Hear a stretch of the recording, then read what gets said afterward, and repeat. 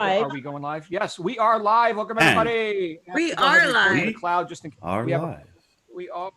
All right, good stuff. So welcome everyone to our JL Success Mastermind for Friday, the 25th September 2020. John Lavinia here with you in person.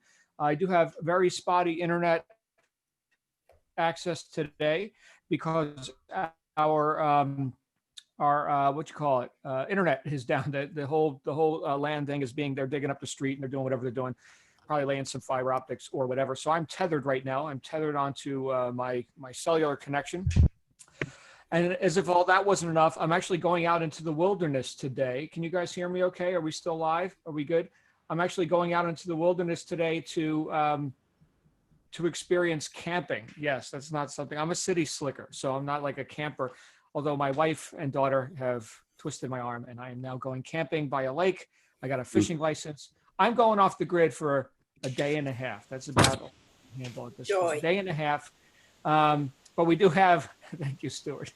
But we do have a couple of announcements today. And then of course it is Fun Friday. So I'd love to see if anybody's got a dog or a cat or a mouse or a rat or something in your midst. I want to hear about that and any jokes that we want to start our day with.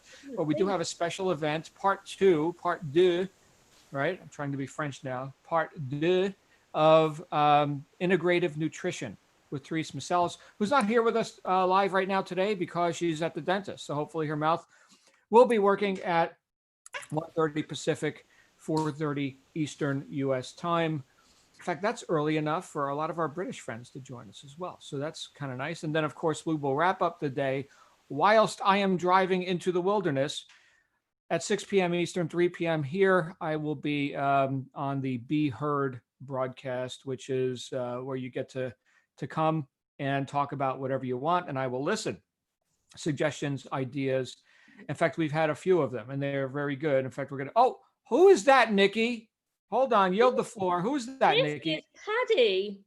And Paddy was a bit shy last time I tried to introduce him, but he's well up for it today because I've just given him a bonio. So he's I'm in his good books, like most blokes, isn't it really? Yeah. No. So here he is saying hello. Good.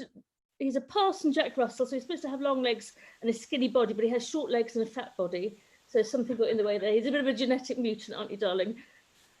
Anyway, he's my foster dog. I'm permanently fostering him. So there we go. What a beauty. Oh, good to see you. And there'll be two doggies there. Name is Patty? Thank you. Patty, off you go. That's it. Patty, that's great. That's great. So anybody else with a dog or a joke? Somebody got a joke for us today? I got a joke. Yeah, come on now. Yeah. Hey, why don't you use an iron to iron your 4-leaf clovers? I don't know. You don't want to ever try to press your luck. Oh, don't press your luck. Bam. So we got Patty and Irish joke. Is it Irish Day today? Where's Irish Day every day. Where's Bill? Go ahead, Janet. Nope. Oh, I thought I heard Janet. I just said it's Irish Day every day. Oh, apparently for some people. Like, where's Bill? Those of us. David's got a joke. A bit of David, Irish. come on down, brother. David. Hopefully this interwebs thing keeps working. David, sorry, you with us? Sorry, my fault. I forgot to unmute myself. Oh, fantastic. Okay, this is a slightly longish joke, but it's got 3 punchlines at the end, so watch out for all 3 of them. Paddy was brought up in a little village somewhere in the back of beyond in Ireland. We're not even sure whether it was the north or the south, so I'm not going to try and do the accent. But Paddy was going to come over to the UK and spend some time in the UK, and the whole village heard about that. And Mr. and Mrs. Neal invited Paddy to go around and have afternoon tea with them. And when Paddy arrived, he was told, you know our son Neil? Well, he went to school with you. Yeah, I remember Neil. Well, he went to London about 6 months ago, and we haven't heard a thing from him in 6 months. So would you keep your eye out for him, please? And if you see him, can you ask him if you can get in touch with his mum and dad? Well, Paddy said, London's a big place. Can you sort of narrow it down a bit for me? Any idea where in London he is? Well, we don't have a precise address, but we know it's in WC11. So, okay, says Paddy, I'll see what I can do. So Paddy gets on the plane and flies over to Heathrow. And when he gets off the plane, he goes into the main terminal building. And what should he see but a sign that says WC? So he walked through the door labeled WC. And there's a whole series of doors about 3 feet apart from each other. And the first one's got a number 1 on it. The next one is a number 2. So he works his way down the list until he gets to number 11. And the door for number 11 is closed. So he knocks hard on the door and says, "Oi, you in there, are you nearly done?" And this voice comes back and says, "Yes, but I can't find any paper." So Paddy says, "That's no excuse for not writing to your mother." That's classic. That's great. All right. Jane and Neil say careful. Thank you, Dave. As always, David is our resident comedian. We can always rely on him for something good. All right. Anybody else before we go into our topic for today? Yeah, it's one of those Hollywood celebrity jokes, John. Oh, good. They deserve all of our, Yeah. Yes. So Leonardo DiCaprio and Matthew McConaughey and George Clooney they're conferring. They're wanting to collaborate on making a movie together. You know, they're deciding, how much money they're going to make and the different roles. So Clooney says, "I'll direct," and DiCaprio says, "Cool, I'll act." And McConaughey says, "All right, all right, all right." All right. All right. Is he a writer? Hey, Wayne, who's that? That's Daisy. So Daisy she came to live with us about 3 weeks ago. She's a city girl that the folks felt that she needed some country space. So she's a permanent addition out here now. Fantastic. So, Good to meet you, Daisy. Daisy. That's a pretty dog. Yeah, right so there. she's actually a really good dog, but she enjoys. So every once in a while, she's out on a walk with us, and next thing you know, it's time for a bath again. Yeah, She's beautiful. she's lovely. Very nice. I see you guys got some sun up there. We've got sun Yeah, every day here. it's still fall out here. We got no snow yet.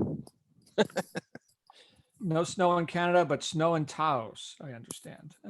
So still running 100 plus every single day here in Phoenix. So anybody else before we roll into some ideas that I've got for you today? Suzanne from Leeds, UK had her puppy up too. Oh, Suzanne. Show us your What's My going on? cat. It's my cat. There he is.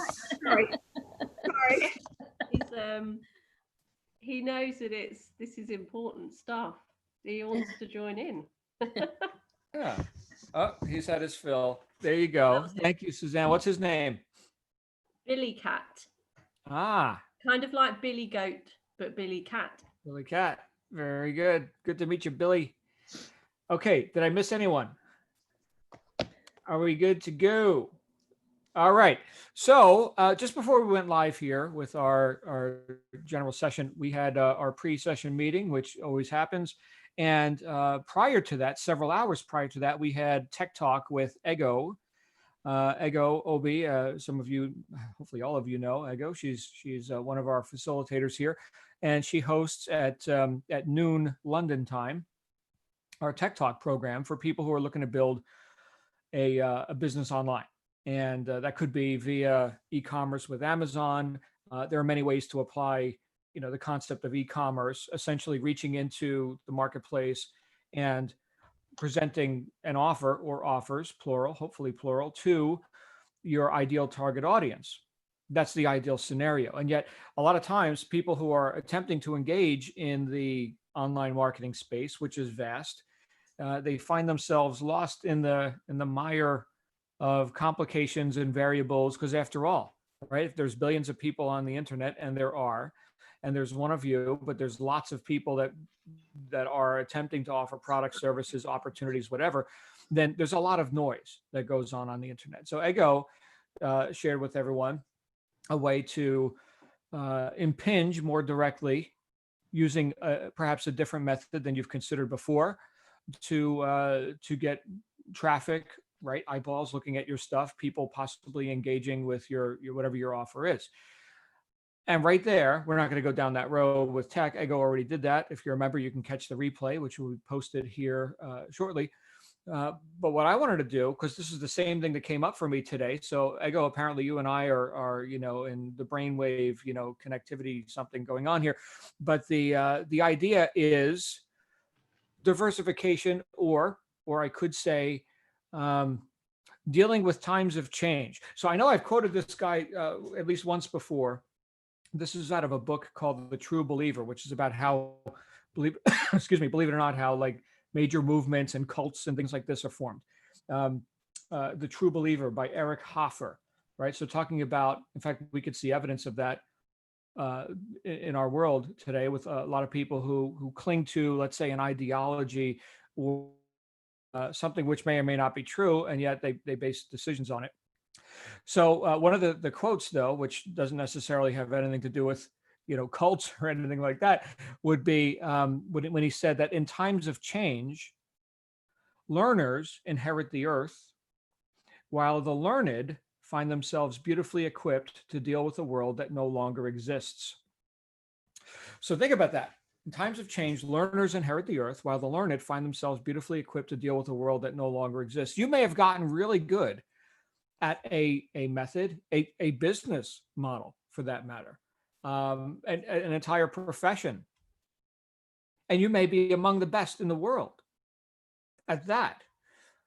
And yet, does the demand for that exist in the modern marketplace? I'm thinking immediately, my mind goes to one very obvious example is Kodak.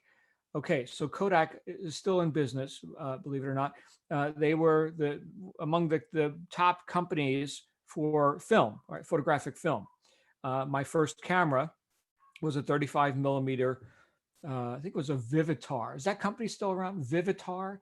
But it was a 35 millimeter camera made by Vivitar.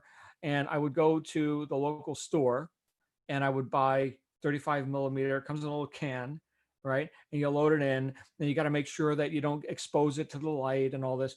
And then you go get it developed and you come back a couple days later and you can see if your pictures came out any good. Any of you suffered through all that? Okay, right. So Kodak, do they still make film? I suppose there are purists, right? Analog purists that will only use film, because of the art of it or something. But I'm not sure. I haven't seen a can of 35 millimeter. You know what? I've got a can. You guys know the little plastic cans they used to come in, the 35 millimeter film, little plastic, black with a little gray lid that slides on top. You press it on top. You know what I use that for? I've got one in my toolbox. It's for a little travel size powdered hand cleaner. I got this really good hand cleaner stuff. And when I need a little bit of it, it's in the little 35 millimeter can. And I can do a little washy and I'm good to go. That's what I use that for now. I still have one. I kept one from decades ago. But Kodak, if they're still in business, and last time I looked, they were selling something else. And they weren't making a huge mark, in the in e-commerce or in the world. Now I don't know what their stocks look like. I don't know what's happening behind the scenes. But what I do know is that I don't want to cling to a method or even an industry that may have changed so dramatically that I can no longer, I shouldn't say compete, but that I can no longer exchange. Yes, I can no longer exchange to the degree that I would like to my standards with the public, because the public isn't particularly interested, or something has changed, right? And the learners inherited the earth. Have we not seen that in my goodness, a huge variety of industries, not just photography? I know our friend Wayne is. In fact, Wayne, you would know. Is Kodak selling film? Does film still happen? I don't even know. Wayne, if you've got a comment on that, I'd love to hear it, because Wayne's a pro. Yeah, they sell some. notification?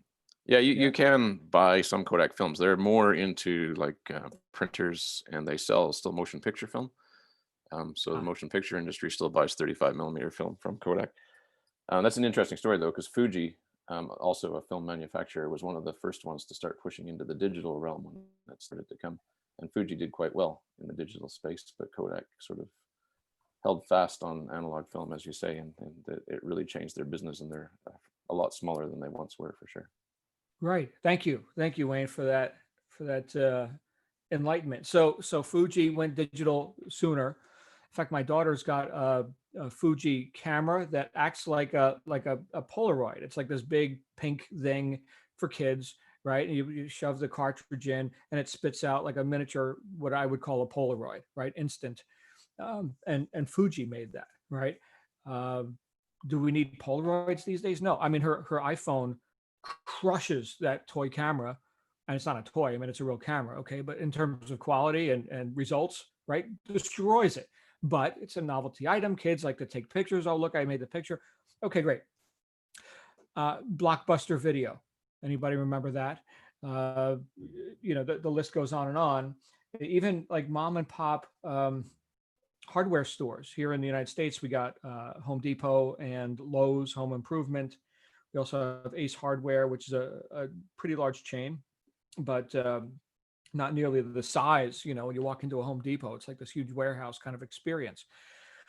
Where's the mom and pop hardware stores? Here's my point in saying all this. It sounds like I'm just stating the obvious, but I'll say something else that I heard from one of my mentors, Bob Proctor, who said that if you're running your business like you were 5 years ago, you're going out of business. In fact, he said that in the late 1980s. Any of you who've ever been through his Born Rich program, that's a quote right from that program.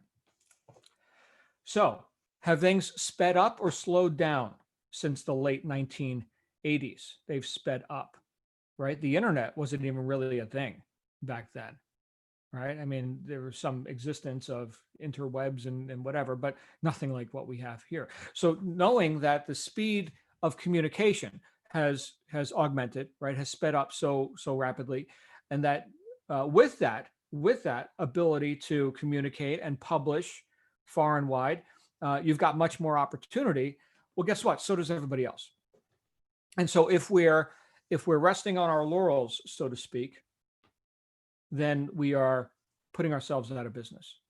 Not because we're not interested, not because we don't want to succeed, but because while tradition has its uses, so does diversification. So does getting with the times. Now, I'm saying this because I need to hear it as well, right? I very much like the whole wax on, wax off thing. I like the Miyagi, do the basics, stick to the basics. In fact, I remember, was it Vince Lombardi, the great football coach, blocking and tackling, right? That's it. That's what wins the game, the basics. He also said, and this is my favorite Lombardi quote, he said, if you're not fired with enthusiasm, you will be fired with enthusiasm. I love that, right? So what are we enthusiastic about? And can we find new ways, going back to what Ego was delivering for us here early morning where I am, 4 a.m., can we find new ways to deliver an idea into the public space, and to do what? Cause attention to be placed on us.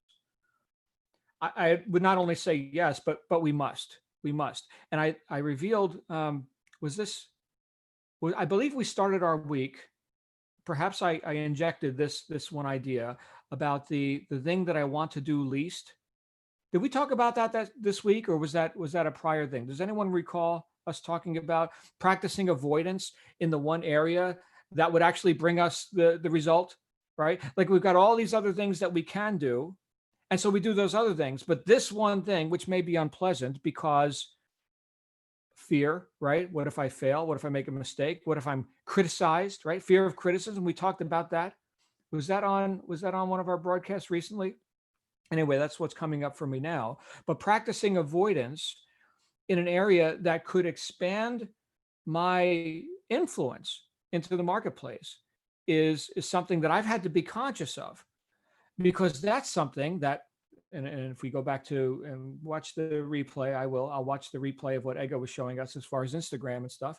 Okay. But if I am ignorant to these other methods that could be had by myself or by my subordinates, right? People, my employees, people that I pay to do various functions in the business. If we're just resting on what we did that worked yesterday or 5 years ago, well, the democratization of the internet and your ability to publish only serves you to the degree that you publish, to the degree that you engage in that you accept the reins, that you go ahead and grab some control of that.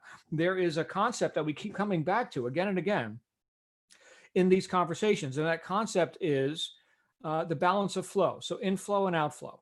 We take stuff in, we put stuff out, right? In, out, just like the tide, it comes in, goes out, and there's a rhythm to all this. And when we look at how we operate as entrepreneurs in business, there's a season for sowing and there's a season for reaping, right? So let's say that we've got a lot of people who tune into these broadcasts. Some are on here live, some watch the replays, some are catching this on YouTube, Facebook, whatever. We've got, let's say, a new business that we just, fired up, or an additional business, right? Because we're looking to diversify, right? We're looking to have multiple streams of income. That's a good and right thing to do, as long as you're not just scattering yourself all over and never getting traction with anything. I say get some momentum here, great, and then add this and get some momentum here. One is the most dangerous number in business. It's better than zero, but not by much. So if we think about that, well, starting something new, what can I do that would bear the most fruit in the least amount of time? What can I do to sow seeds? Because now is the season for sowing, quite obviously, all right, because it's something new. What can I do to start sowing seeds now? Not practice avoidance, not put something off till later, but start putting seeds in the ground now, so that while this is growing and cultivating into, harvest time, these seedlings are starting to take root. You see that? Because there is a law of rhythm. There is a rhythm that goes on. You can't force the tide to come in before it's time for the tide to come in. Okay, great. But we can plant those seeds. I know I'm mixing metaphors here, the tide and seed and harvest and all this. So is it time for you to sow seeds? Oh, absolutely. And if you feel like I've sown so many seeds that I can't even sow any more seeds, my goodness, I am seeded out. I am done sowing with this, whatever this opportunity is. Well, great, then add something. Add something, because those who outflow must inflow. Must, always works, right? Can't send the tide out without the tide coming in. It has to work. So where have we, and this is a question for myself, where have I neglected promotion, outflowing, marketing, PR in some area because I've gotten comfortable in another area? Example that just came up just before we went live was Instagram. I know I logged into Instagram once a couple of years ago or something. I personally, I'm not an Instagram user, quite obviously. I look at it and it's like people flipping through pictures and I don't, what is this? I don't know. For me, my brain doesn't work with Instagram, but millions of other people do. Okay. So does that benefit me? Does that serve me? Well, only if I engage, right? And I'm not here to promote Instagram. Clearly, I'm the last person to promote Instagram. Okay, but is it a viable method? I know people who've made millions on Instagram. Millions. The fact that I'm personally not interested in looking at, flipping through pictures and having the shortest attention span. I mean, that's how Instagram occurs to me. It's like a second and a half would be a long time to spend on a picture on Instagram. That's how it occurs to me, because I tend to read stuff. I tend to study and look, and see, what does this mean? And a lot of this is garbage. It doesn't mean anything. I guess maybe it's just the people I'm plugged into on Instagram. But does that not mean that I can't employ that or cause it to be employed by people, who do the kind of work that needs to be done in that area? Of course I can. So, so what I'm thinking of right now is what would stop me or you from engaging in some new action, some new idea. We already mentioned the fear thing. I may screw it up. I may get criticized. I may do it wrong. I may make a mistake, right? So that's real for a lot of people, for everyone, really. Anytime you're engaging something new, you're stepping into the space of the unknown, which, by the way, is where all your goals live, right? If you already knew how to reach a goal, you already have it. So we have to step into the realm of the unknown to reach higher, further, stronger, faster, whatever. But what would stop me from going down that road of the unknown? Number one, fear. Fear of what? Fear of making a mistake, looking like an idiot, right? Being criticized, losing money. And in some cases, fear of success. What does that look like? Well, what if I really do this, right? Think about celebrities. We mentioned celebrities earlier. We had a joke about them. Okay. But to choose to actually become successful as, let's say, an actor, like wildly successful, and to be, a public figure and all this, do you really want that? The price that comes with that? You can't go out in public. You got to disguise yourself, right? Got to live behind walls and all this stuff.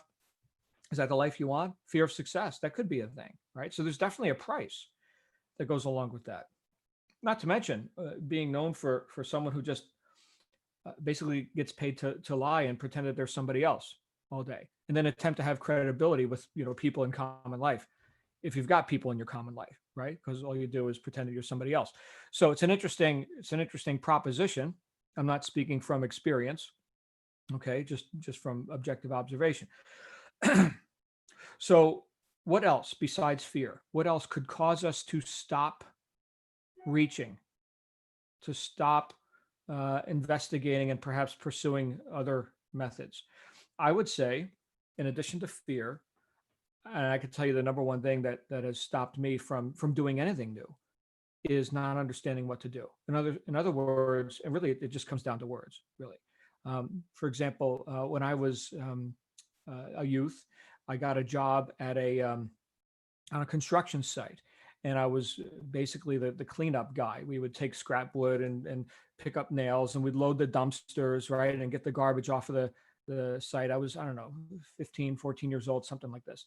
And the foreman or the contractor or whoever it was had such a thick accent. He was from Iran, I believe, and he was talking and giving orders and stuff. I couldn't understand the words that were coming out of his mouth. I couldn't understand the words, and I didn't know what he wanted me to do. And he was yelling at me, and I just don't understand the words. Now, how often, especially with our very complicated or potentially complicated space on the internet, right, can we confront words and ideas that we didn't grow up with these concepts, right? None of us did. The internet, we just revealed, wasn't even really a thing back when I was a young adult, right? A young adult in the 80s. So we've got to learn some new words. This is actually the number one thing that stops people from reaching, from executing, from doing. I don't understand the instructions.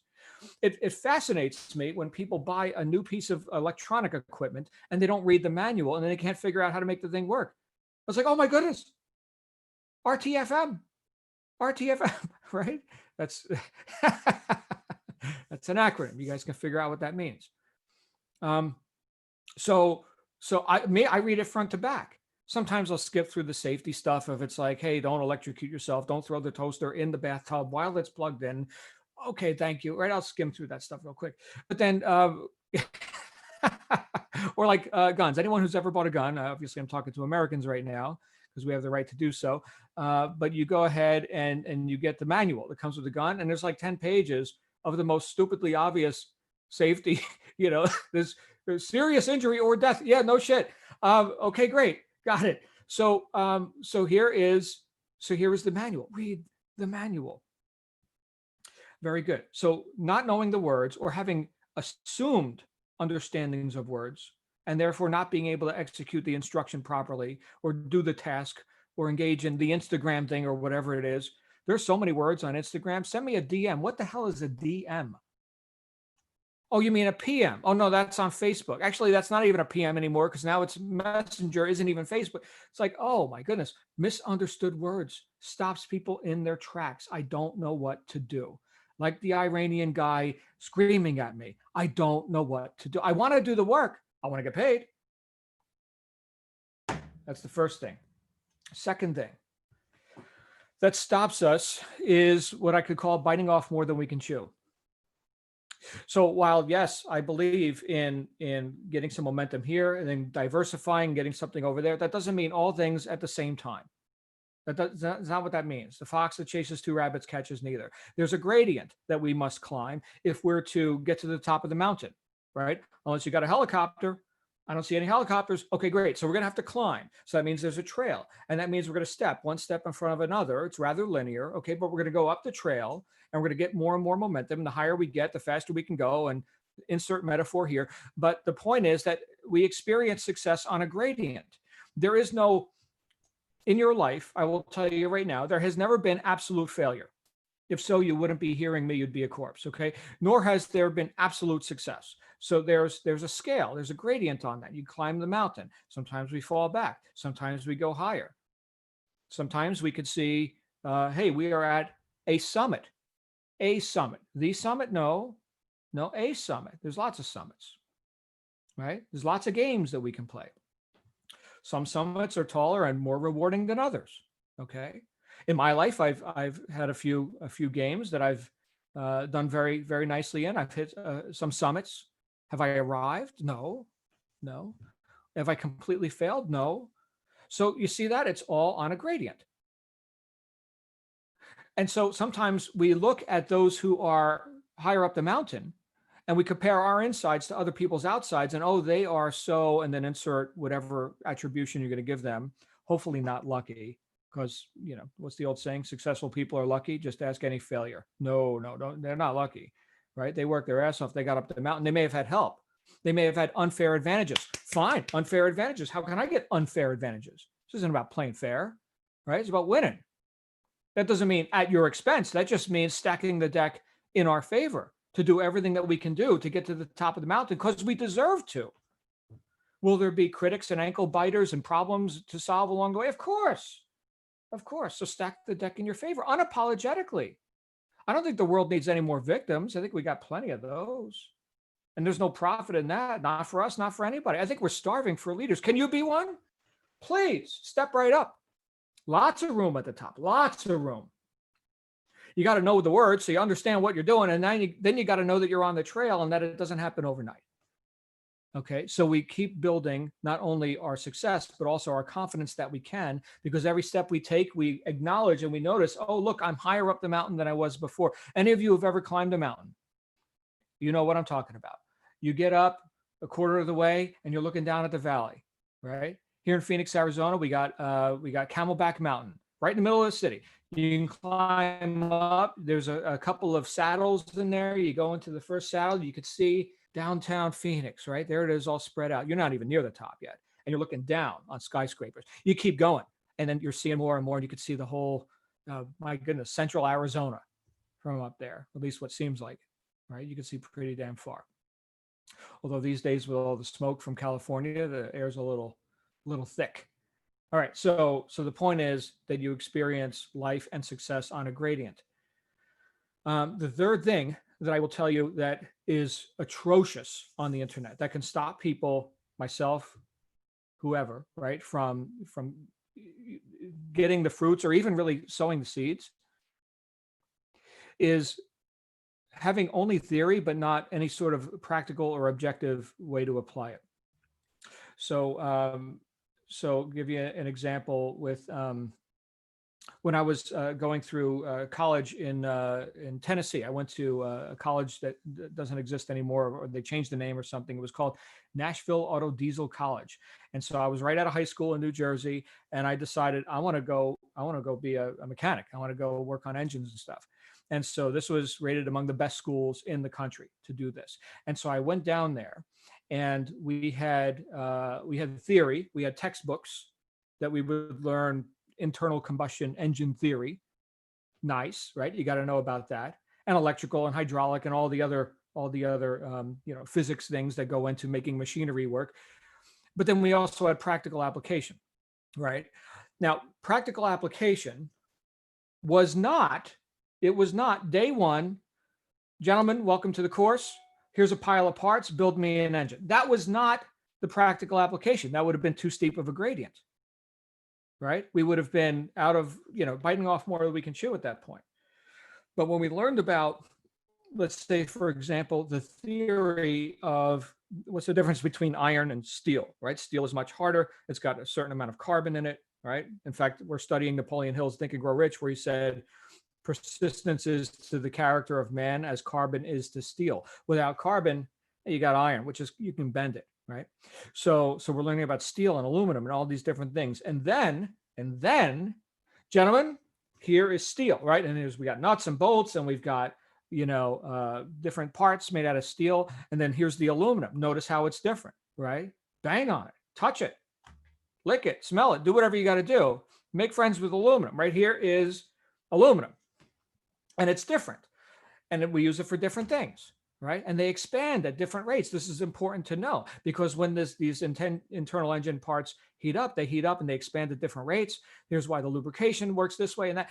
And so we got all this, not only theory, but we got the practical application of it. And then by the end of the course, yeah, I can build you an engine, practically do it with a blindfold on, right? And I know why this part goes there and that part goes there.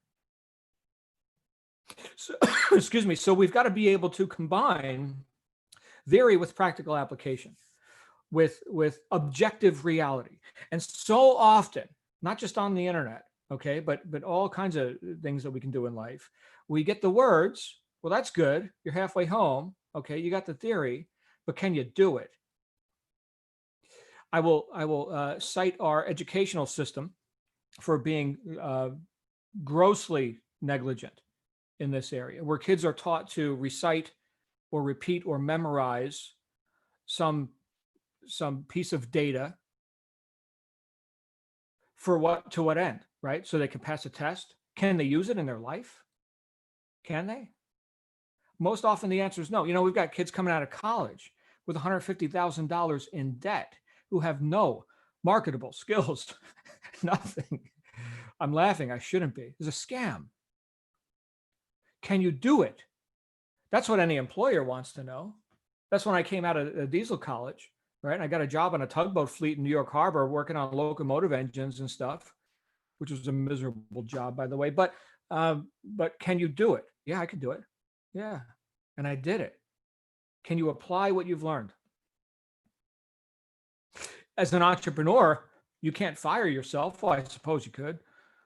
So you got to ask yourself that every day. Can I do it? So if we think about these things, okay, if we can first do the personal development thing, which I think undergirds everything, right? Is can we get past our own fear of what if I make an ass of myself? Here's your affirmation. I dare to make an ass of myself. Very good. Thank you. So now we got the fear thing done. Okay. So now can we make sure we read the manual, right? Understand the words. By the way, if you're going to be advertising on Facebook or Instagram or Google or whatever, they want your money. So there's a manual you can read on that. They want to show you how to advertise and give them money. Okay. I'm not going to go too deep down that rabbit hole. It's a huge one. And again, tune into our tech talk today where you can, see what Ego was showing us with Instagram. But do you understand the words, right? That's good. All right. Anything you don't understand, go ahead and look it up. That's why I keep harping on, like when we're doing our book study, right? Use the dictionary, right? You don't use that word in a sentence these days. That's an old word. Okay, well, look it up. See how he used it. What does the author mean? What does he really mean? You got to be able to use this stuff.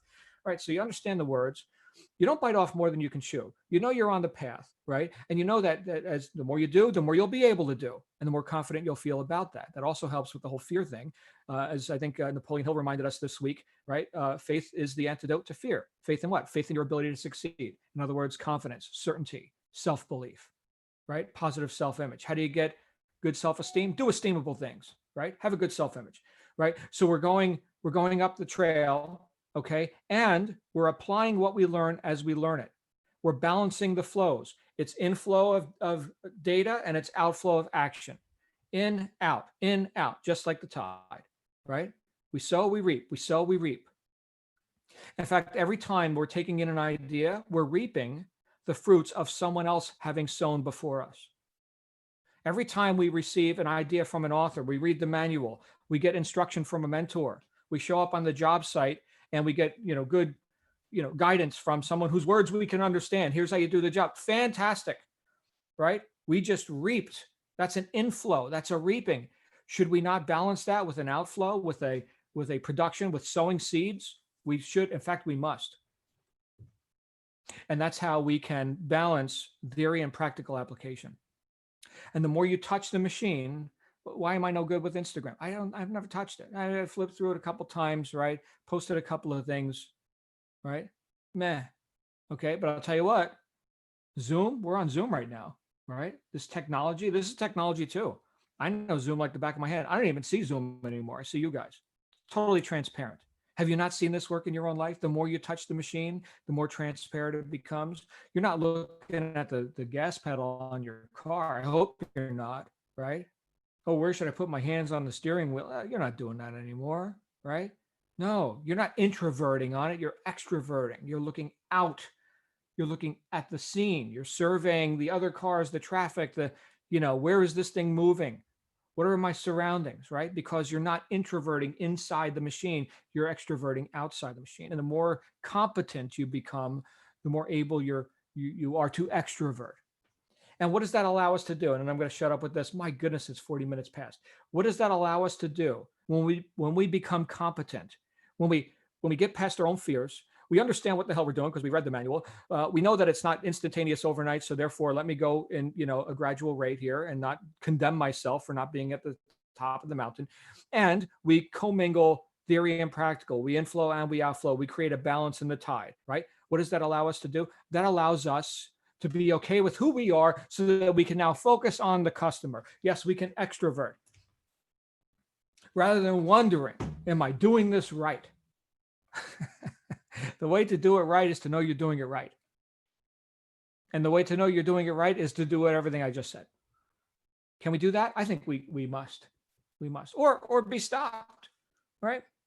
What are your guys' thoughts on this? I think this is pretty appropriate. I know it's Fun Friday, and hopefully this isn't a heavy topic for you. Hopefully it's something that is turning on some light bulbs. Adrian, and then we'll go to anybody else who puts their hands up. Adrian, you've got the floor. Oh, thanks, John. I'll try and be brief. This is really a salutary reminder as to what's going on in the world. It's not a choice. It's an imperative for all of us because things are accelerating so fast that if we rest on our laurels, as you put it, we are going to be in difficulty. And I just remember my parents' generation where they pushed us all towards so-called safe employment, safe jobs for life, sitting in a bank, accountancy, etc. That has all changed. Even the accounting and legal jobs are disappearing. All the things we never thought would happen are changing. They even say now, if you go and attend a college course for 3 years, by the time you reach the third year, it's already obsolete. So the message really is constant learning, constant retraining, constant practice, because otherwise we're going to be left behind. Even if we think we're in a safe area, it may not look safe even in 2 or 3 years' time, particularly after this latest wave of economic destruction, where whole industries are being reshaped at a pace we never expected to see. So I think you're absolutely right to remind us of this, John, and it really is a journey of constant learning, which happily all of us in this room are already on, because we've signed up to all these courses, we're doing brand new things, and we should feel really good about that, but we better not lose sight, as you say, of why we're doing it. Thanks very much, John. Thank you, brother. So glad you're here. And I need these reminders all the time. I've got a bit of trepidation about going into the woods for a couple of days. It's kind of like, what? No computer? Oh my goodness. All right. So where's Sonia? Let's get Sonia out here. Hey, Sonia. Oh, did I just mute you? I'm sorry. There you are. Hey, John, how's everyone today? Happy Friday. Thank you. I want to say, John, thank you so much for telling us consistently and repetitively to make a spectacle of ourselves, because I love that and I need to hear it all the time.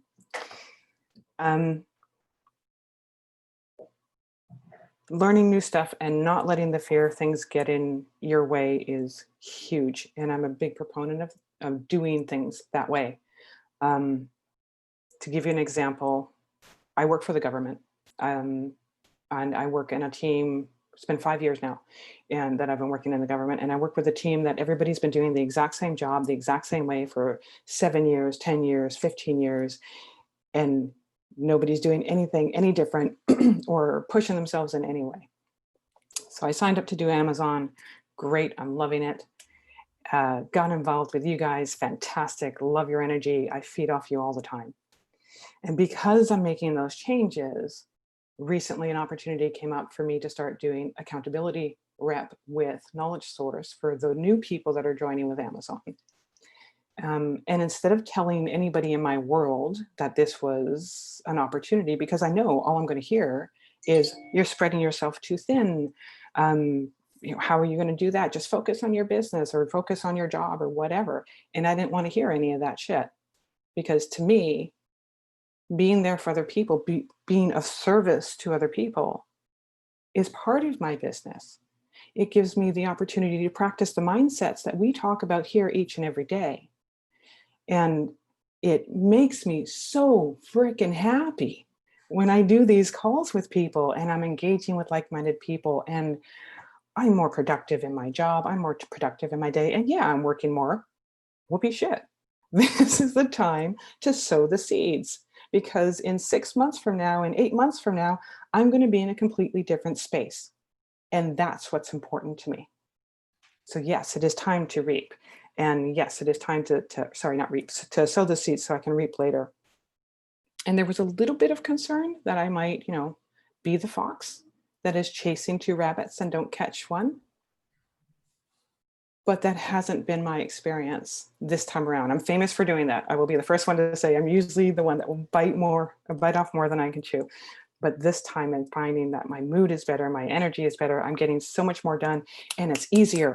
It's clicking, right? Oh shit, I have to do a shipping plan. Okay, well, I've got an extra hour. Done. There you go. There's the labels off to the manufacturer and moving on to the next task.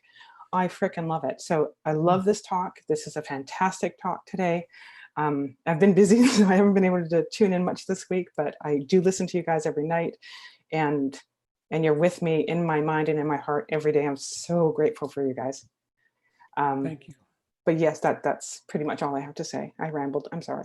No, Sonia, thank you. That's beautiful. We got to experience your very green room. You're getting some love for This is my money room. Yeah, there it is. Green is money. I'm in my money room.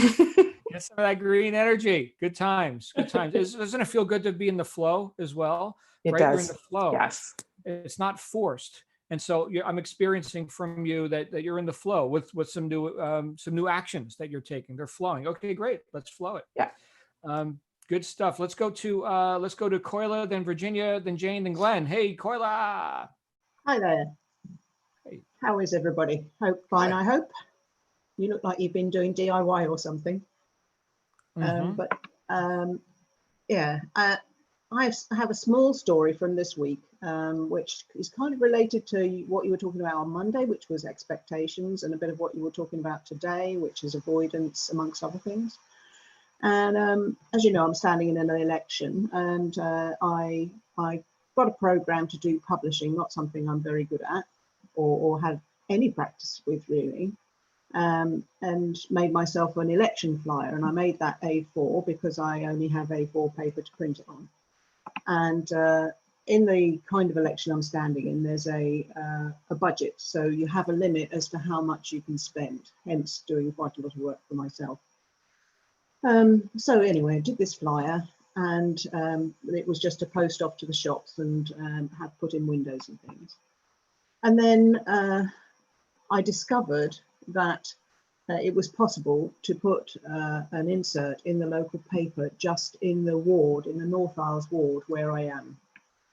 And I didn't discover that until Monday evening. And it was a colleague of mine who said that this could be done, and I looked it up and thought that would probably be within our budget. And then we then thought, but it won't go in the paper until the polling day, and as it's a postal vote, that's too late, so that's not going to work. So I went to bed with this, because the paper comes out on a Thursday, you see, and you have a deadline for when these things have to be done. So I went to bed on Monday night thinking, oh, there's no point in doing this because it would just not get there in time to go in the paper this week. So I woke up completely different, absolutely certain that if I did the work that morning to change the flyer that I had done into an A5 rather than A4, double-sided, and sent it off and got other people to chase it because I wasn't going to be able to, that it would be okay, that it would work. I was certain. So I did the work, sent it off to the paper, sent it off to 2 other people as well, saying, I can't chase this. Can you please? and I couldn't check my email. The first moment I got was just after 12, and there was a response saying, yeah, we can get that in the paper this week, but you have to phone this morning and pay for it. And I thought, 12. And then I saw the other emails where one of the guys that I've contacted had immediately rung and ordered it. So it was all dealt with, and it's in the paper today. So that was me trying to avoid to do some work and expecting that it wasn't going to work, then waking up the next day certain that it would work, and there you go. It's just amazing. What I don't know what happened to me overnight, but something did. Well, decisiveness. I think you had a bit of, is what I'm hearing is that you had a bit of indecision about should I do this or do that, and then as soon as it was like, oh well, no, I can't do that, so that narrows it down. Boom, we're on that one, and then it happened. Does that sound accurate? Yeah, I was kind of avoiding doing work because I thought it would be for no good purpose, if you see what I mean. So I was avoiding actually doing the work that I needed to do to change the flyer that I'd done into an A5 from an A4, because I thought it would take me ages, and it took me about an hour actually, but it's not too bad. And I thought it would not be worthwhile because it would then not, it wouldn't go in the paper this week. It would be delayed until the following week, which would be after everybody had voted. So yeah, I was avoiding it, and then I decided not to avoid it and do it, and it worked. There you go. Power of decision. Thank you, Koila. Always good to hear you. So this whole election thing is done next week for you? Is that it? Yeah, the results, I have to go into town, which is an hour and a half by ferry on Friday next week. So Okay. by Friday evening, I'll know what the result is. We got 1 week. 1 week. Here we go. The final week. Thank you, Koila. Always good to see you. Let's go to Virginia, then Jane, then Glenn. Hey, Virginia, what's going on? Hi, good morning, everyone. So I am coming to you live from Glenwood Springs, Colorado room. And on the call with me, I also have my sister. Say hi, April. Hi, April. I don't know. Oh, you guys can't see her. Hi, April. No, wait, no. But anyway, my sister is on the phone with me. There she is. Where am I? Hi, folks. Hey. Hi. So the reason I have my sister on the phone with me, she lives in Orlando, Florida, is because she is 4 years my junior, and she has worked for Wells Fargo in a very high-ranking IT, tech position with designs, and she's feeling the pressure of being 62 years old and being at the top of her field as John started this conversation today with all of that, and maybe your skills aren't going to be appreciated. She's always evolving. She's getting more and more work dumped on her. She works remotely from home, has for years, and I would like her to build a financial freedom with me in commerce. And I think that would be, I pitch her and I at trade shows together. Okay, sourcing products and looking for things. So I wanted her to see via FaceTime, is that what it's called, FaceTime on the iPhone, this fantastic group of support that I get.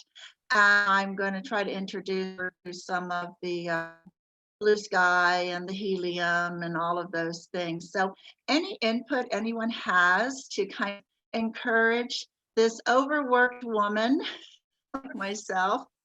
And she says, I can't afford to retire now because, the lack of medical insurance here in the States, until you reach Medicare age of 65, the cost is so prohibitive on there. So she didn't know I was going to talk about any of this.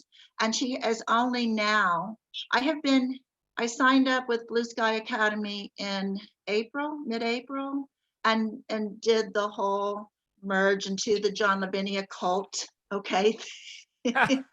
And transfer over into this cult group that we're into, and this very addictive family that has developed from all across the world. I don't see anybody from Africa on here today, but you know, we've got Canada, the UK, all of the US and all. And everyone here is so knowledgeable, so encouraging, all like-minded to try to build their e-commerce business and help everyone on there.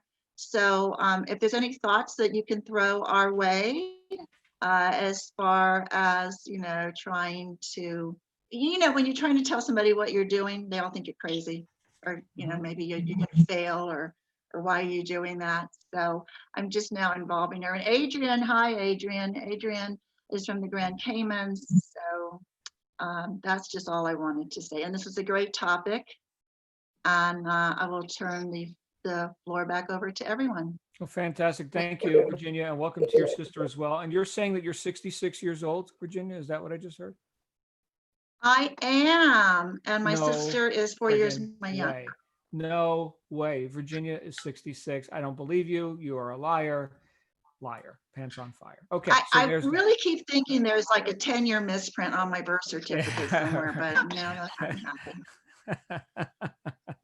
Good to see you, my friend. And I would say, yeah, ideas for your sister, stick close with your sister, right? Because she's on purpose and she's going places, and we can do this more readily together than we can alone. So so glad you're here. Thank you for being a guest. In fact, grab yourself a membership to the Success Mastermind, which is not a cult. Thank you very much. We teach people to think for themselves, which is the exact opposite of a cult. Jane, what thinks you, my friend? Let's get Jane out here, and then we'll go to Glenn. Hey, Jane. Jane Akinlu. Jane. Yes, Jane. yes. Thank you very much, John, for very relevant, or I'm not sure the word for it. This topic is really resonate with me. Through being a member of this group, I've been able to overcome most of my fears. And secondly, you mentioned not on this what could be the stumbling block of preventing us from achieving our dreams, from moving forward, from everything that we desired. And you mentioned fear. Second one is not understanding what to do. And I can resonate with you in terms of when you said an Iranian many years ago. I remember times that I was used to like dread going to work because I couldn't understand what my manager was saying. I have probably he couldn't understand what I was saying, my thick African accent as well. But I've overcome that now. And also reading the manual. My children always refer me back to, Mom, go and read the manual. Go and read the manual. Because I kind of feel, oh, it's better to ask somebody. No. You read the manual. You develop your confidence by reading the manual. And also practice makes perfect, not just reading the theory, but practicing what you've read. And yes, I just want to say thank you very much. This topic is for me, and I'm putting it to good use. Thank you, Jane. So glad you're here, my friend. I see Glenn, who's co-hosting with me today in case my internet failed, and then we'll go to Stuart. Hey, Glenn. Hey, John, how are you, Reverend? I'm sorry, Commodore. Yeah, Commodore. That's right. Good to see you. This is really as Jane said, highly relevant topic for me. I've actually been experiencing quite a lot of outflow and inflow this week, as you were talking about. A perfect example. As soon as you started talking about it, it jumped out at me. Some of us know that I'm a huge fan of networking. Who would have guessed, right? Networking magic and all of that.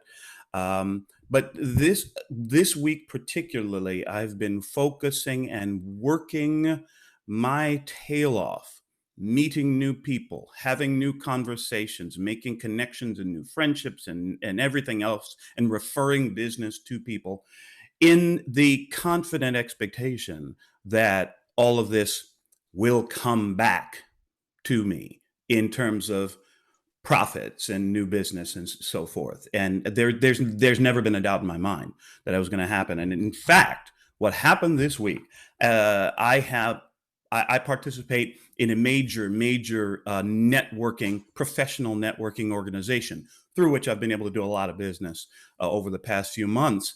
And just reaching out and giving business, giving referrals, offering and providing help for colleagues in the organization. I got a call yesterday from one of the guys, one of my colleagues in the organization, who offered me completely unsolicited and out of the blue, not one but two leadership positions within the organization.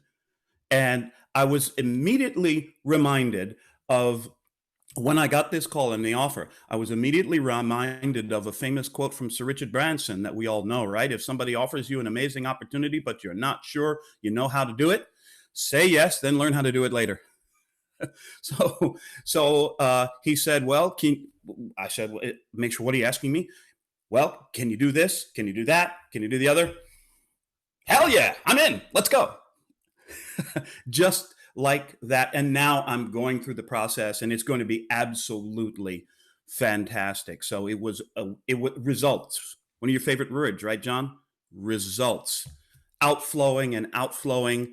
And let me tell you, y'all, the inflow is coming. Just hang in there. It's coming. Back to you, John. Wow, there you go. And in common hours. Congratulations, Glenn. So I look forward to hearing more about your new leadership positions in the networking groups. And I think we're going to go ahead and wrap up with Mr. Stuart Wild, our favorite llama tour guide. Hey, Stuart. Hey, everybody. Happy Friday. Hey, John. Great topic today, man. Couple things. I want to echo what Glenn was just saying, that this was a really big week for sewing for us. And I think that the concept of sewing is almost this, it's a constant, talk about persistency, right? The more, if we're always sowing seeds, then there's sort of a law of attrition there, right? Where at least some of those things are going to come back to us. You mentioned earlier about the learned and the learner, right? And I think the interesting thing about that is learned is a past tense. So it sort of implies a static, like you did the thing and now you're just coasting, right? But if you're a learner, it's sort of this dynamic present tense state. So you're always a learner, right? If you're learned, that means you're done, or at least that implies that to me. So I appreciated that. Yeah, I got, let's see, I got a Betamax and a Laserdisc player and a VCR. If anybody's interested, I'll put it up on my eBay page there. You know, when you were talking about how technology advances, right, I immediately think about Moore's Law, and I know some of you guys know what that is, but this concept that technology advances exponentially, right? And Wayne hit this yesterday when he was talking about the computer chips on the phones that we have now in our iPhones and smartphones are more powerful than the computers that brought us to the moon, kind of thing. Some of you guys might remember when we talked about computers, right? It was the mainframe, and it was literally like a whole building, right? And then if you really had high tech, then it was just a floor in your university or your building, right? And now the tech that we have on our phones is more powerful than what took up a whole building, you know, in a mainframe computer. And then, John, I wanted to mention I'm doing a tent demo and how to stuff a sleeping bag on the hospitality suite. So if you need some pointers, you know, how to blow up a sleeping pad, things like that, let me know. We'll just, you know, post some suggestions on the Facebook page, and we'll go over those topics later. All right. I'll see you there. Thank you. Actually, I don't think we're going to use sleeping bags, but we do have a tent. You know, I have camped once before, and it was on the Colorado River in the Grand Canyon. And the first night that I was ever camping, a storm came through, and it was wind and sand blowing up and water coming off of the river. And I was under a tarp, a plastic tarp. And I said to my wife, camping is awesome. That was my first night ever camping. And yeah, anyway, we're gonna go ahead and give this a shot.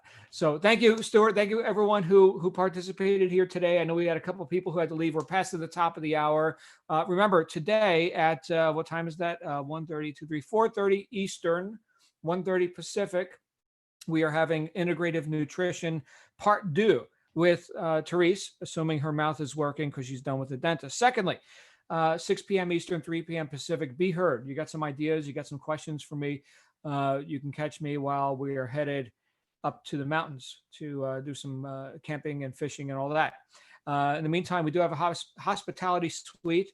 I think I'm going to see a few of you in there. So thanks again for tuning in. Bye for now. Thanks, John.